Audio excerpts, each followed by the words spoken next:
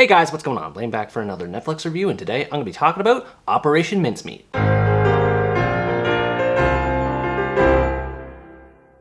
Operation Mincemeat is a British war drama based on the real-life military operation of the same name. In the middle of World War II, Ewan Montague, a naval intelligence officer, partners with another officer and a small crew to undertake a mission to deceive the Nazis, under the approval of Prime Minister Winston Churchill. For the operation, Ewan and his crew must obtain a corpse and design fake documentation, after which they must carefully set up an elaborate ruse in order to convince any Axis forces who locate the body that Allies will invade Greece, and if it works, the Allies will gain a foothold and turn the tide of war in their favor. A lot of great European war dramas have come out on Netflix lately, and this is another one to add to the list. Some of its subplots do tend to bog it down a bit, but on the whole it remained a tense and thrilling experience, as well as an interesting look into how wartime espionage was conducted. Colin Firth plays the lead role of Ewan Montague, and he does a fantastic job in doing so. He's very clever, always knowing when something in his intel doesn't sound quite right, and his confidence in the mission, despite the odds stacked against him, made him an engaging protagonist. He's also a man who's torn between his love for his family and duty to his country. While his wife and kids don't appear very much in the movie, the few interactions they do have indicate the emotional toll that the war takes on Ewan, as they're temporarily forced to stay separated for their safety, and this made Ewan more sympathetic as a result. There's a few other characters who assist Ewan with the operation, the most notable of which is Charles Cholmondeley. He starts off well enough as one of the few who believes that the operation can be pulled off, and is an encouraging presence at first, but over time he starts to sour a bit. I'm not sure how much of this movie is historically accurate, but the dynamic between him and Ewan never quite gels as much as it's supposed to. They become increasingly antagonistic toward each other over little things related to protocol, and it gets pretty old to see the two bickering at each other like schoolboys. To be fair though, a lot of this drama is mostly connected to another character, in the form of a potential love interest named Jean Leslie, a secretary who assists with the operation. While I did feel some degree of sympathy for her as a widow, it was hard to put up with how much she sidetracked the main plot at hand. I just didn't care about any of the lovey-dovey stuff surrounding her character, and how much Ewan and Charles pine for her and squabble at each other over her. Telling a love story in wartime is not unheard of, and it can be done well, but in this case it was distracting to the operation I was more interested in seeing, and once again it made all the characters involved look juvenile. However, one character that remained consistently enjoyable for me was the portrayal of Ian Fleming, best known for being the creator of James Bond. His narrations enhance the atmosphere of the story, and there's a couple of scenes thrown in that hint at inspiration for his future writing career that I thought were pretty awesome. The movie is a surprisingly realistic depiction of spies and espionage compared to other films, which is funny considering how outlandish its main premise is.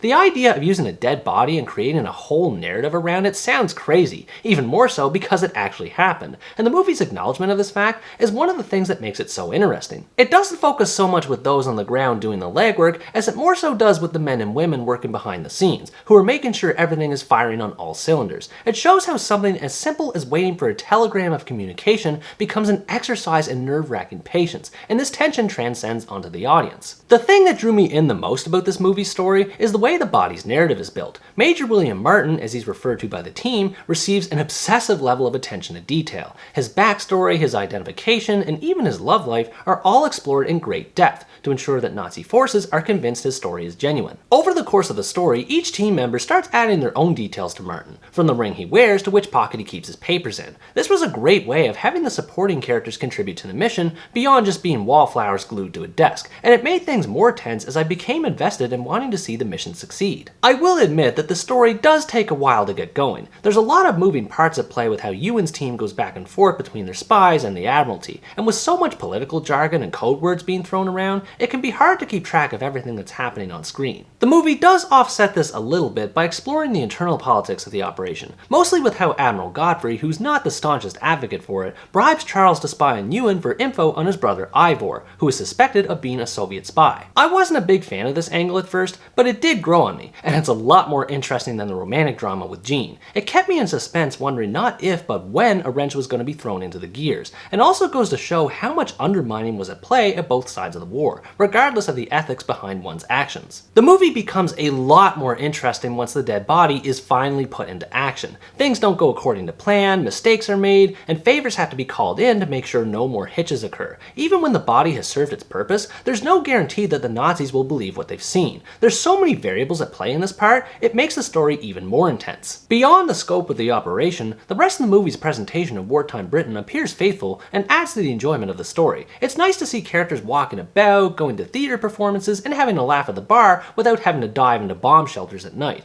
I don't know why, but I feel like I've seen this in a lot of World War II movies set in Britain. It's definitely lighter in tone compared to other war movies, as it makes occasional use of more comedic scenes, but they don't always work. There's a lot of details surrounding William Martin's narrative that are pretty funny, but some scenes like seeing a man crying over losing his car was a bit excessive. The ethics of deception and using a dead body for service to the country remain steadfast despite the lighter tone. Seeing Ewan and others struggle with the weight of their predicament proved to be a rewarding experience, and it's thanks to their efforts that tens of thousands of lives were saved from the hands of Nazi forces. Overall, Operation Mincemeat is a compelling war drama that provides an intriguing look into one of the most successful missions of deception ever devised. If you like war dramas, you're interested in watching one that has more of a behind-the-scenes perspective to it and can deal with distracting subplots, you should check this one out. I wish it was a bit faster in pace and didn't focus so much on the romantic drama, but Colin Firth's performance, the creativity behind the operation itself, and the tense atmosphere throughout made for a thrilling and moving experience. What did you think about this movie? Did you appreciate its attention to detail with the operation, or were you also bothered by the subplots? Let me know in the comments below. Anyways guys, that's going to wrap up my review of Operation Mincemeat. Thanks for watching this video, I hope you enjoyed it, and as always stay tuned for the next part, where next time I review the American comedy Senior Year.